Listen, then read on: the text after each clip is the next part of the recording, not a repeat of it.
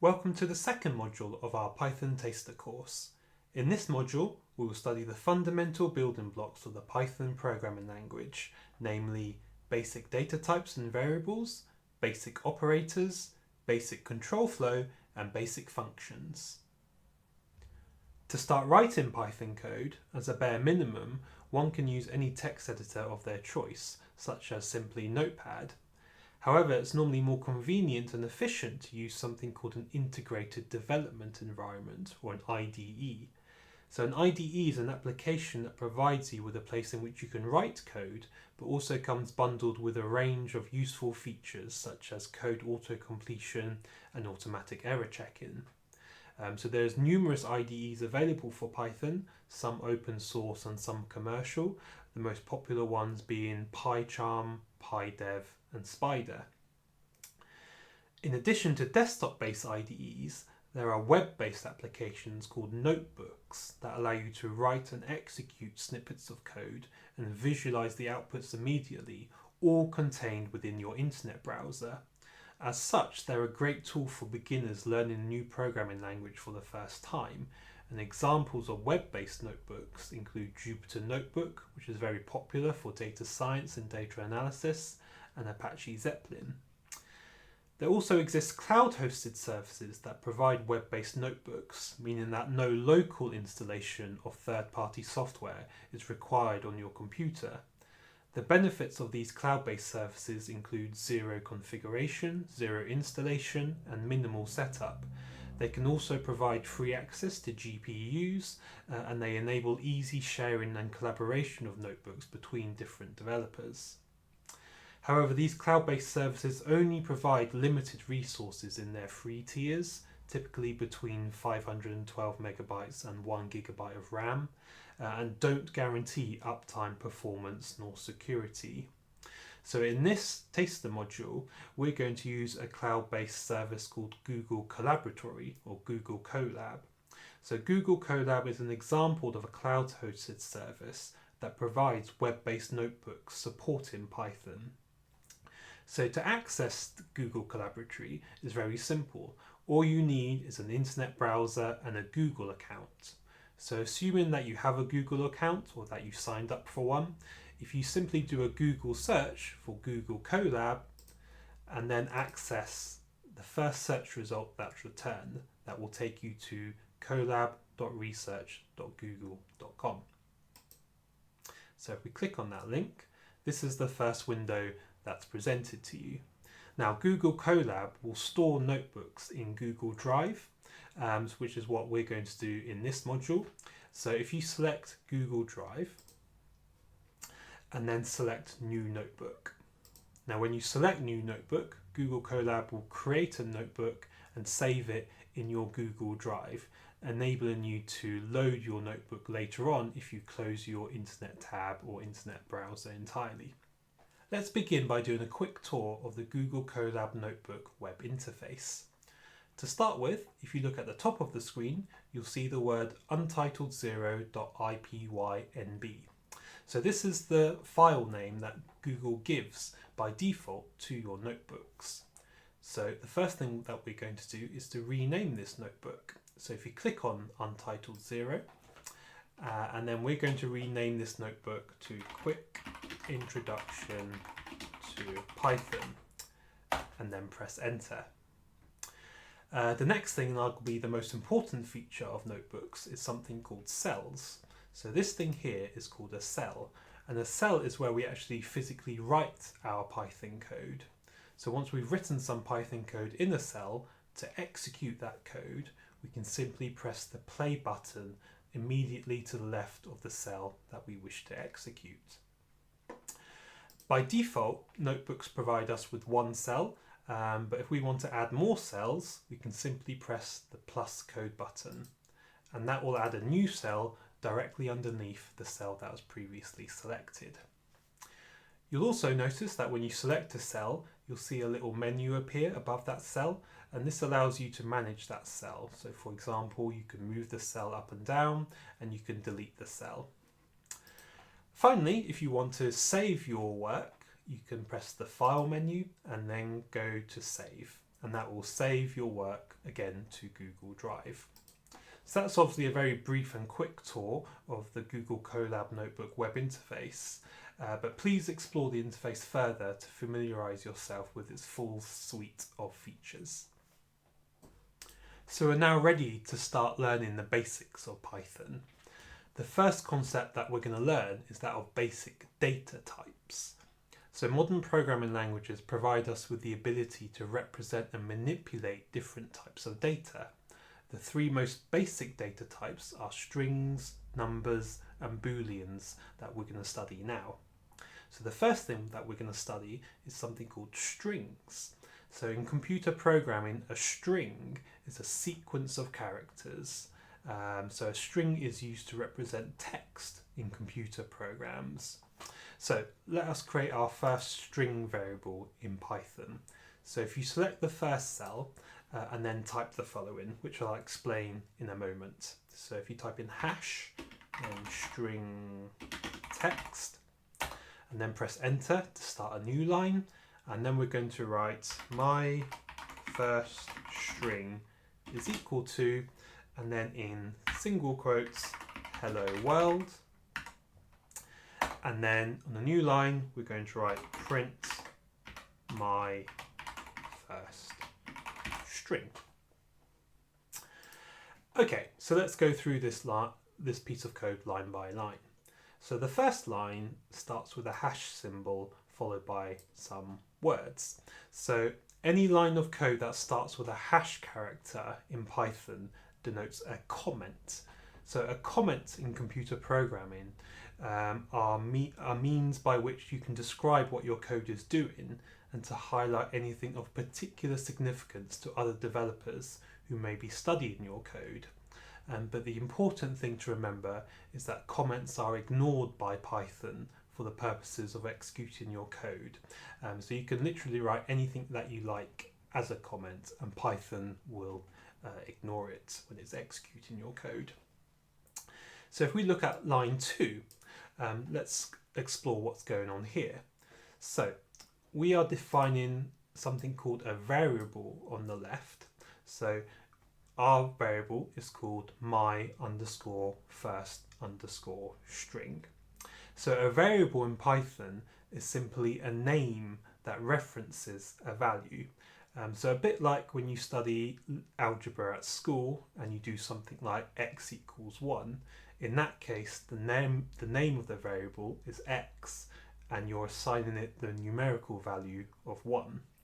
In this case, we're creating a variable called my first string, and we're assigning it the string value of hello world. So to define a string in Python, we simply enclose the text with either single or double quote characters.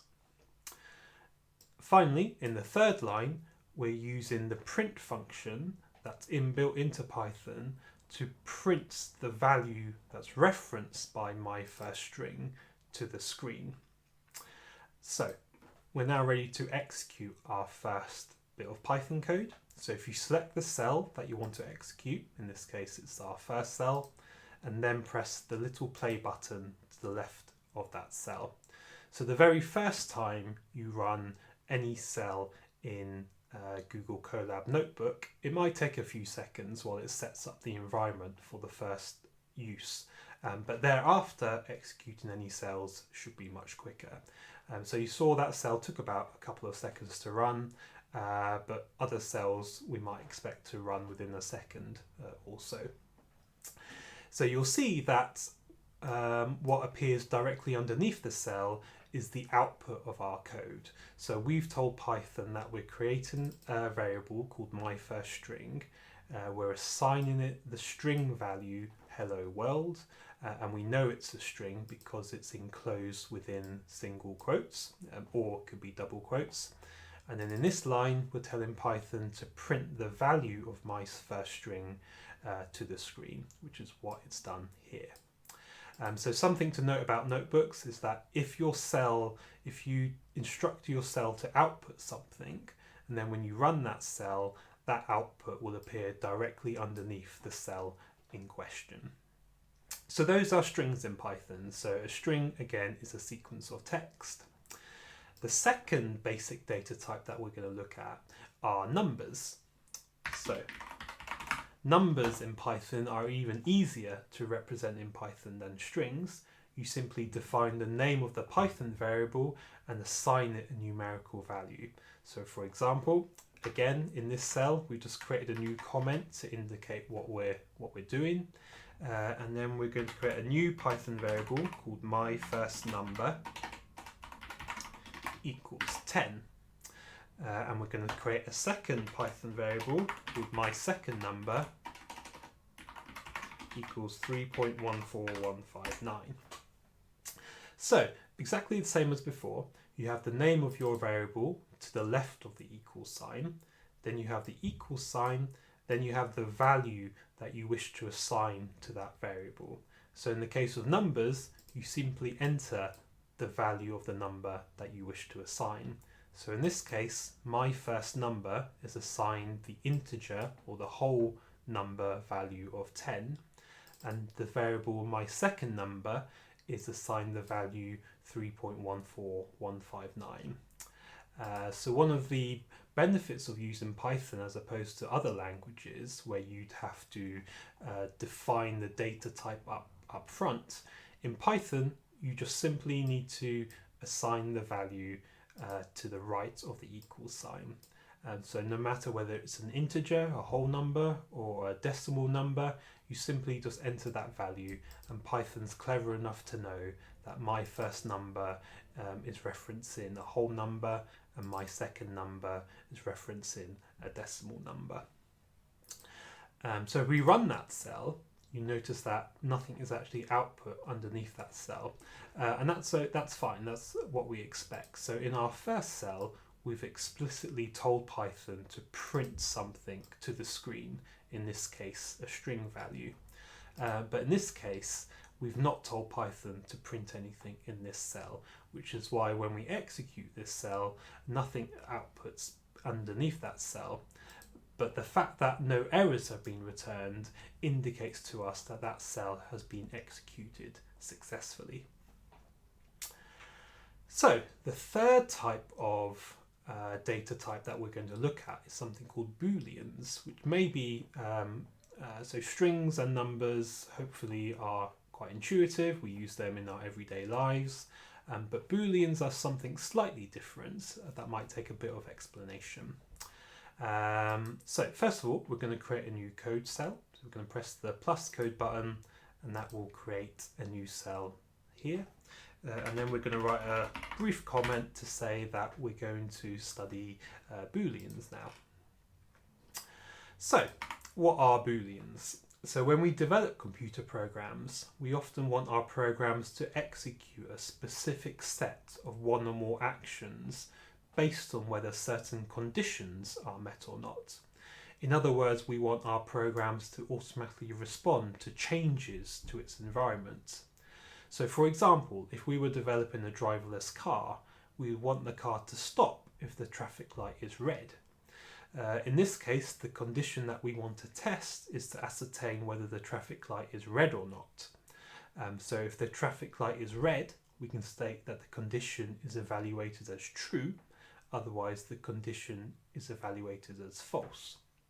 So in computer programming, booleans are data types that can only have two values, either true or false. So booleans are used to represent the evaluation of one or more conditions. So using our traffic light example, we may wish to define a boolean variable, so something called isTrafficLightRed. If the traffic light is red, then that variable would be set to true. And if the traffic light isn't red, then that variable would be set to false. So our driverless car can then use this boolean variable to determine and execute a course of action. In this case, naturally, we would want our driverless car to stop upon seeing a red light. So we're going to write a couple of very simple examples of booleans. So we're going to write my first boolean is equal to true. So again, exactly the same structure as before. We have the name of our variable to the left of the equal sign, then we have the equal sign, and then we have the value to the right of the equal sign. In this case, we're defining a boolean because it has the value of true. So in Python, when you're setting a boolean value of true, it must begin with an uppercase T. We're next going to create another boolean called my second boolean, and we're going to assign that the boolean value of false. So again, we have the name of the variable equals, in this case, the boolean value of false. Again, in Python, unlike other languages, false must begin with a capital F. So let's recap what we studied. We studied 3 basic data types: strings, numbers, and booleans. So strings in computer programming are just sequences of characters, and they can be used to represent text in Python programs. Numbers are just numbers, so you can have whole numbers or decimal numbers. And booleans take the value either true or false and represent the evaluation of a condition. So think the traffic light example in your head. So the structure of these examples are all the same. So we have the name of the variable to the left of the equal sign itself, and then to the right of the equal sign is the actual value that we want to assign to that variable. So in terms of naming rules, so in Python, when you're naming variables, there are certain rules that must be adhered to. So variable names can only include letters, numbers, and the underscore character, and variable names cannot start with a number. So as long as you follow those rules, then you can call your variables whatever you want. However, there are conventions that it's highly recommended that you follow to make your computer programs easy to read for other developers. So these conventions include that variable names should be all lowercase, and an important thing to note about Python is that it's a case-sensitive language. So that means that if you define your variable name in lowercase and then you reference it later on in uppercase, then Python will throw an error. So by convention, get into the habit of naming your variables all in lowercase. Different words should be separated by the underscore character. So you see in our examples, for example, my first string, we separated the different words with the underscore character, because obviously the space character isn't allowed, only letters, numbers, and the underscore character. And finally, variable names should be short and meaningful. So they should describe the value they hold. So in our examples, because they're fairly trivial examples, they're not really that meaningful. But for example, if you were storing someone's age in Python, you might call your variable age, for example. Or if you were storing someone's name, you might say name equals, and then their name. So some examples of good and compliant variable names. So examples of compliant and good variable names. So for example, as I mentioned, if you wanted to store someone's first name, you might write something like this. So first name, and then my first name in this case, and then last name is that person's last name, age equals 30, male equals true. So these are all examples of good and compliant variable names that adhere to both the rules and conventions. So first name, all lowercase, and words separated by the underscore character, again with last name, age, and male. Male in this case being a boolean variable, first name and last name being string variables, and age being a numeric variable. And the last thing to note that these variable names are all short and meaningful. So if someone else were to look at our code, it's immediately obvious that first name is containing someone's first name, last name contains someone's last name, age is containing someone's age, and male refers to the fact of whether they're male or not. So to finish this particular section, we're going to very briefly discuss how Python manages variables. So Python's an in-memory language, meaning that variables and the values they reference are stored in your computer's memory. So Python does this by communicating with your computer's operating system to manage its space in memory. So fortunately, as a beginner Python programmer, you don't have to worry about memory management as it's managed on your behalf. However, as you become more advanced in your Python skills and you start to undertake more complex use cases using Python, such as data analysis and data processing of large amounts of data, then at that point you'll probably start thinking about whether your local laptop or computer is big enough to be able to store the data that you're processing in its memory.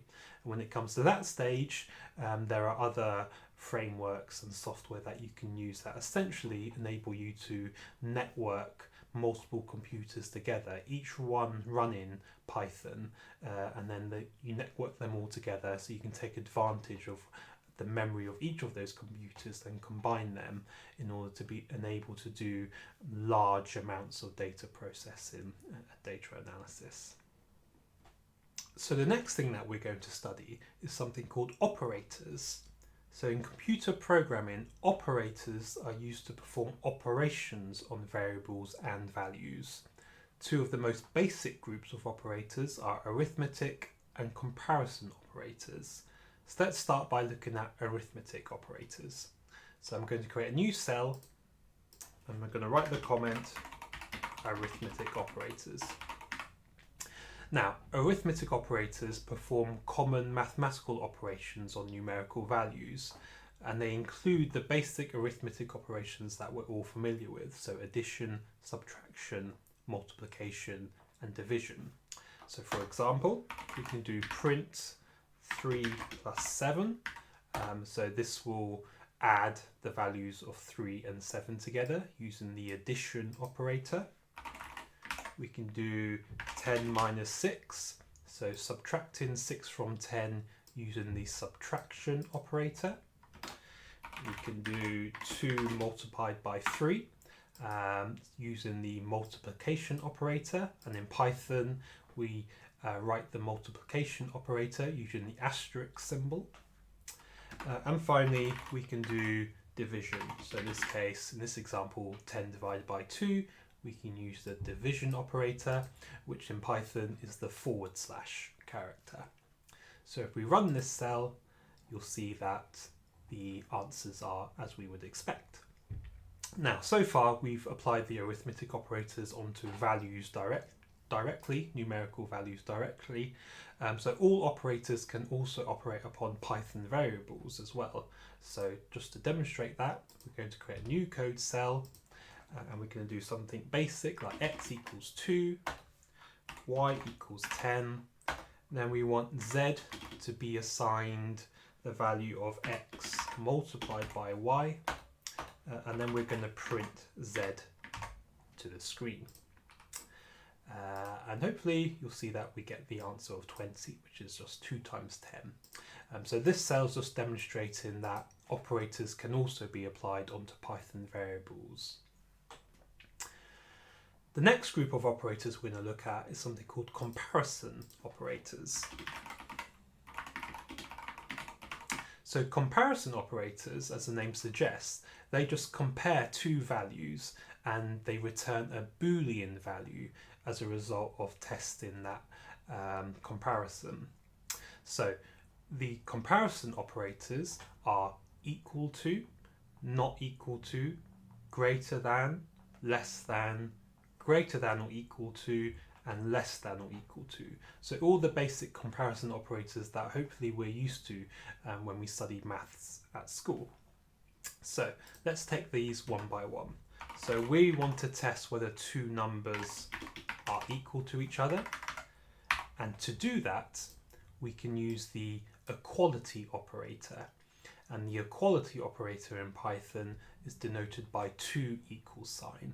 So this is testing whether 10 is equal to 100. To test inequality, we can use the inequality operator. So the inequality operator in Python is denoted by the exclamation mark followed by immediately by the equal sign. So this is testing to see whether 15 is not equal to 20. Next, we can use the greater than comparison operator, which is denoted by the arrow symbol, greater than arrow symbol, and this is testing to see whether 2 is greater than 10. To test whether one value is less than the other value, we can use the less than operator. So this is testing to see whether 10 is less than 100. Next, we're going to test whether a value is greater than or equal to another value. So in this case, we're testing to see whether 10 is greater than or equal to 10. And finally, we can test whether a value is less than or equal to another value using the less than equal to operator. So these are all the comparison operators that we study in maths at school, and they're also available in Python, and in computing terms these are called comparison operators. The important thing to note, however, is that when we run this cell, these comparisons will all deliver a boolean value. So remember, a boolean value is either true or false. So in this case, is 10 equal to 100? Well, no, it's not, so it outputs false. In the next example, we're testing to see if 15 is not equal to 20, and obviously 15 isn't equal to 20, so the condition is evaluated as true. In the next example, we're testing to see whether 2 is greater than 10. Obviously it isn't, so it outputs a false Boolean value. In the next example, we're testing to see whether 10 is less than 100, which obviously it is, so then it evaluates to true. In the penultimate example, we're testing to see whether 10 is greater than or equal to 10, which obviously it is, so it evaluates to the Boolean value of true. And then finally, we're testing to see whether 20 is less than or equal to 19, which obviously it isn't, so it evaluates the Boolean value of false. And so these are what are called comparison operators in Python. So arithmetic and comparison operators, and indeed all operators in Python, essentially perform operations on variables and values in Python. The next thing that we're going to study is something called control flow. So in computer programming, control flow is the order in which a computer executes statements and instructions. So we're going to study something called conditional statements, which is a means by which control flow can be regulated. So conditional statements in computer programming allow computer programs to perform different sets of one or more actions dependent on the evaluation of one or more conditions. So let's do a trivial example in Python just to demonstrate this. So I'm going to create a new code cell, and we're going to write the comment conditional statements. So in this example, what we're going to do is we're going to test whether someone's age is greater than or equal to 18. So if they're 18 years or older, then we're going to tell Python to take a particular course of action conditionally. So in this case, we're just going to print something trivial to the screen. So we're going to start off by creating a new Python variable called age, and we've assigned it the numerical value of 30. Then we're going to develop our conditional statement. So to develop conditional statements in Python, lines start with the if keyword, followed by the condition that you want to evaluate or test. So we want to test whether age is greater than or equal to 18, followed by the the colon character. So if we break this down again, so we're developing a conditional statement and we want to test whether someone is 18 years or over in age. So our conditional statement starts with the if keyword, followed by the condition that we want to test. In this case, we want to test whether age is greater than or equal to, using the greater than or equal to operator, comparison operator, 18. And if it is, perform the following block of code. So if this condition evaluates to the Boolean value of true, then Python will execute the following block of code. So we're going to do something trivial. We're going to say you are allowed to vote in UK elections. So in the UK you have to be 18 years or older to vote. So if age is greater than or equal to 18, if that condition is evaluated to the Boolean value of true, then Python will perform and execute the following block of code. So how does Python know what constitutes the block of code to actually execute? So if we go back to the conditional statement, that ends with a colon character. So the colon character denotes to Python that what's going to follow is the block of code that should be executed should that conditional statement evaluate to the Boolean value of true. In our case, the block of code is just one line, but it can be multiple lines of code, and our one line simply just prints something to the screen. Now, a couple of things to note about blocks of code. So they must be indented first of all. So you'll note that when we press the enter key, Python automatically introduces some spaces before we start our code. So this is known as indentation. So if we have multiple lines in our block of code that we want to conditionally execute, they must share the same minimum indentation level. So it's through indentation that Python knows what constitutes a block of code. And if they share the same minimum indentation level, then Python knows that that's a single block of code that needs to be executed.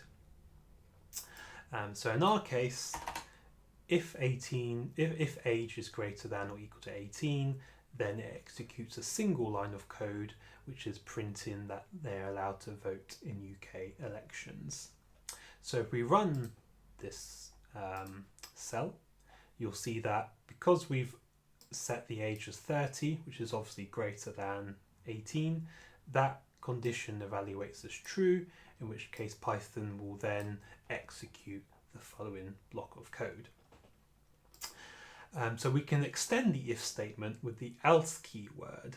So by introducing else, we can regulate control flow even further and instruct our computer program to execute a block of code in the event that the condition evaluates to false.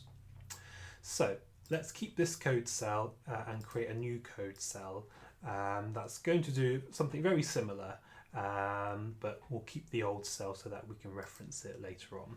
So we're going to do age equals 30 again, and we're going to do exactly the same as before. If age is greater than or equal to 18, if that condition evaluates as true, then print you are allowed to vote in UK elections. But now we're going to do something different. So we're going to press backspace to denote that that conditional block of code has finished, and we're going to say else print you are not allowed to vote in UK elections. So just studying this cell a bit further, we have our age variable, and we've assigned that numerical value of 30. We have our conditional statement, so if followed by the condition that we want to evaluate. So if age is greater than or equal to 18, colon, so if this condition evaluates to the Boolean value of true, then Python will execute the following block of code.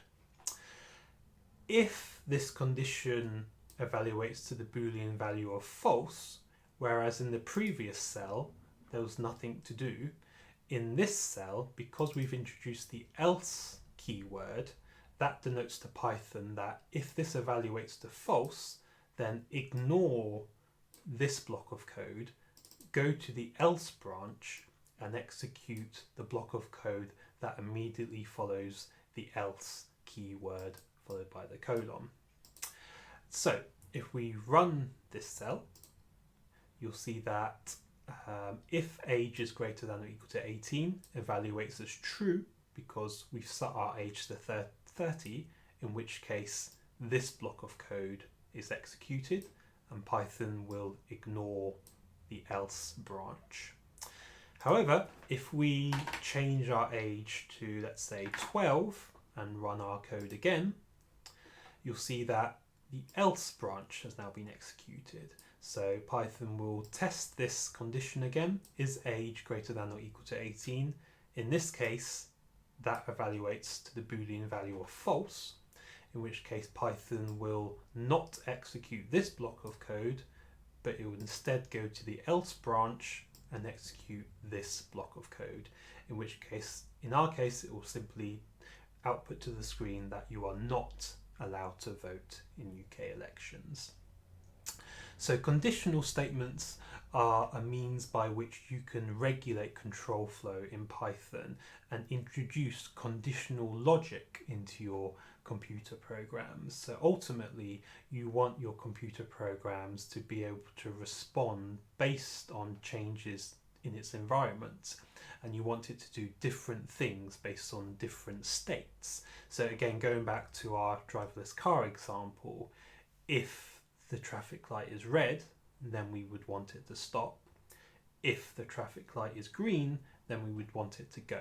So those are just two very trivial examples of where changes in the state of the environment in which our program resides, we want our program to be able to perform different actions based on those different states. And that's where the power of conditional statements lies, because it allows us to introduce logic into our computer programs.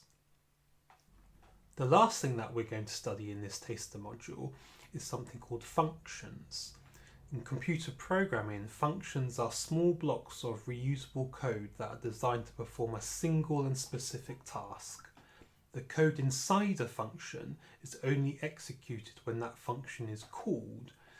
So functions are useful in that they allow you to avoid writing the same code over and over again. Rather, you write the code once in the function and then you call it whenever you need it. So a function has three parts: inputs, a function body, and outputs. A function may receive 0 or more inputs. It then runs the block of code defined in its function body, which may use the inputs that the function has received. The function may then return 0 or more outputs. So we're going to look at a couple of different functions. The first function will be a function that's provided to us out of the box by Python. And then in the second example, we're going to look at how Python provides us the ability to develop our own custom functions. So to begin with, let's look at a simple function that Python provides us out of the box. So I'm going to create a new code cell, and we're going to look at a function that we've already used quite extensively in this taster module, which is the print function. So the inbuilt Python print function simply prints the given value to the screen or other standard output device. So given an input, such as a string or a number, the body of the print function will convert that input into a string. It will then print that string to the screen. So for example, if we write name equals and then your name and then print name, so if we run this cell, as expected, the name will get printed to the screen. So in this example, the input given to the print function is the variable named name. the print function then simply prints the value assigned to this variable to the screen. And in this case, because the value is already a string, then there's no need to perform any conversion. So the print function is very simple. Given an input, it will then print that input to the screen. Python also provides us with the ability to develop our own custom functions. So let's have a look at how we can develop our own custom functions. So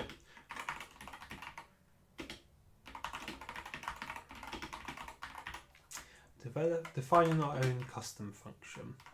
So we're going to define a function, a very trivial function, that given two numbers as inputs, we'll add those two numbers together in its function body and then return the sum, the result of those two numbers added together. So let's write our function first and then we'll go through it line by line. So to start with, we write the word def.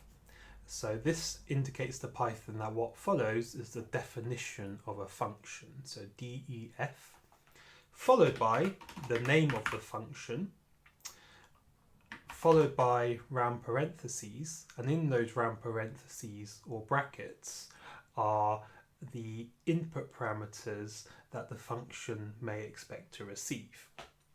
So in this case, we're going to say x and y, followed by colon, then the function body. So in our case, we're going to say sum is equal to x plus y.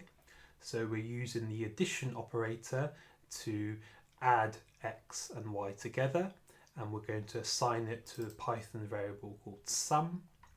And then we're simply going to return the value of sum back to the code that called this function. So let's go through this function again line by line just to examine it in a bit more detail. So to define a custom function in Python, we use the def keyword followed by the name of our custom function. So similar to variable names, function names should only include letters, numbers, and the underscore character. By convention, function names should all be lowercase with words separated by the underscore character. And again, they should be short, concise, and meaningful, and indicate very easily what that function actually does. So in our case, we've called our function add, so it's very clear that it just adds together the inputs that it receives. So following the function name are round parentheses or round brackets. So inside those round brackets are the 0 or more input parameters that the function may expect to receive when that function is called. So if you don't expect your function to receive any input parameters, you'll just leave that blank and just have open, close round brackets. In our case, our add function expects to be called with two input parameters. So these input parameter values will be assigned to the Python variables x and y, which only exist within the scope of the function, meaning that they can only be used in the function body.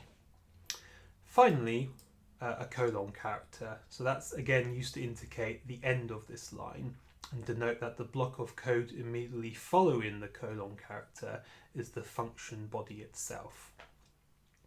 So if we take together the def keyword followed by the function name, the parameters and the colon character, together that's referred to as the function header or the function signature. So the function body is represented by the block of code that follows the colon character. So again, they must share the same minimum indentation level for Python to know that this is the function body block of code. So in our case, our function body first applies the addition operator to add the values referenced by x and y together, and the result is assigned to a variable named sum. And then in line 4, our function body uses the return keyword to return the value reference by sum back to the part of our Python program that called the function. So our function, simply given two numbers, will add them together.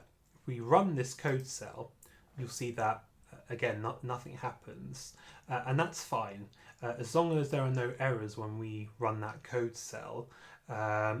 If there are no errors and the code cell runs successfully, then Python will save our custom function in memory so that it's now ready to be called later on whenever we need it. So now that this function exists in memory, how do we actually call it? So we're going to create a new code cell and we're actually going to call our custom function. So run in our custom function.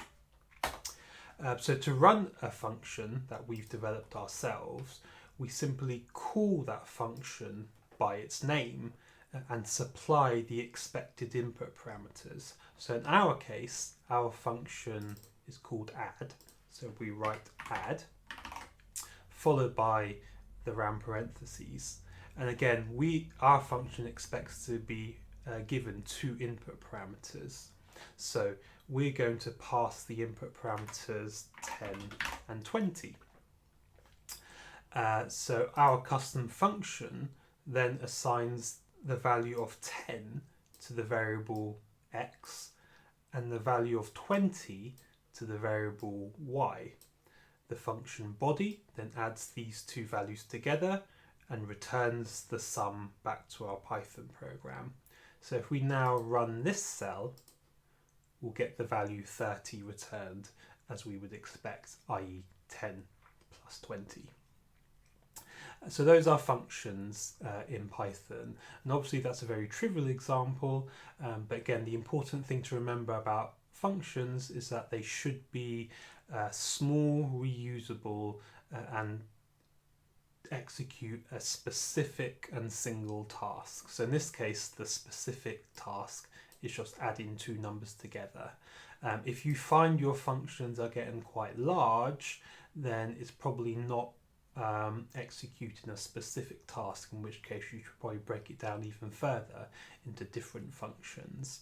And the benefit of functions is that they allow you to break up complex code into a series of functions to avoid you writing the same code over and over again. So to summarise what we've learnt in this taster module, so we've studied the fundamental building blocks of the Python programming language. So we now have the ability, as we studied at the start, to represent text and numbers in a Python computer program, along with the ability to operate upon these values using operators. Finally, we have the ability to regulate the order in which our Python program executes instructions and how it responds to its environment using conditional statements, and we can break up our program into small reusable blocks of code called functions.